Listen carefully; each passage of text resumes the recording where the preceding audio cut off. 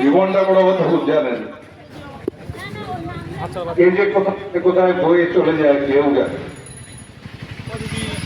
আমি মানে হয় না সেই তাঁতি কাটছিল তাঁত বলে ভুল হলো তার কে বলল কিনে বড় মানে আমি পলিটিক্সের কিছু বুঝি না, বুঝতাম না, বুঝতে চাইনি, আজও বুঝি না। আমি শুধু এইটুকু বুঝি, মানুষকে বুঝি, কারণ মানুষ দিয়েই শুরু।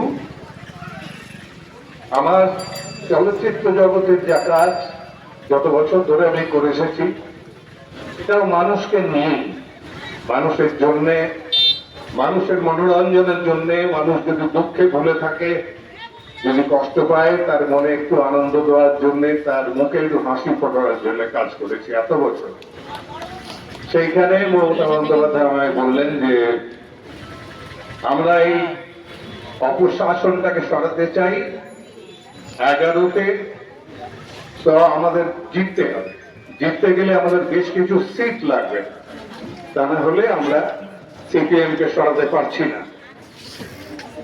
ওই সেই জন্য আমাকে একটু ডেকে পাঠান উনি, আমার সঙ্গে কথা হয়। তার আগে অবশ্য দু একটা জায়গায় ওনার স্পিচের সঙ্গে যেখানে যেখানে ঘুরতেন দিতেন আমিও যেতাম, আমিও কিছু বলতাম কথা মানুষের সঙ্গে। তো উনি কোনো কারণে মনে করেছেন যে আমি যদি কোথাও দাঁড়াই তাহলে হারবো না, এইটা একটা কনফিডেন্স ওনার বোধহয় ছিল। সেই কারণে আমায় বললেন যে আমি চাই একটা একটা করে সিট বেছে নিয়ে আমরা সেখানে যদি দাঁড়াতে পারি তাহলে আমরা 100-র উপরে সিট পাবো, এবং সেক্ষেত্রে হয়তো আমরা সরকার গড়তে পারবো। কিন্তু সংখ্যা তখন সবারই ছিল যে 34 বছরের সরকার, যে নাকি 235 আর 35 বলতেন যিনি, সেখান থেকে আমরা যে আসতে পারবো এখানে, এটা অ্যাকচুয়ালি প্রায় কেউ আশা করেনি মমতা বন্দ্যোপাধ্যায় ছাড়া। মমতা বন্দ্যোপাধ্যায় দৃঢ়ভাবে মনে করতেন যে এটা সম্ভব।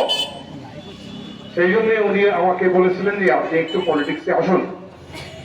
আমি পলিটিক্সের কথা শুনে বললাম আমি জানি না, পলিটিক্স আমি কোনোদিন করিনি, আমি এটাতে ইন্টারেস্টেড নয়, আমাকে এটা ছেড়ে দিন, আমি এটা করতে পারবো না, আমি বুঝি না জিনিসটা আমি কি করে করবো। আমি মানুষের সঙ্গে এদের কথা শুনে নিশ্চয়ই বুঝতে পেরেছেন, যদি আমাকে মানুষ হিসেবে ভালো মানুষ মনে হয়, তাহলে ভালো মানুষের কাজ পলিটিক্সটা নয়, এটুকু আমি ভুলে গেছিলাম।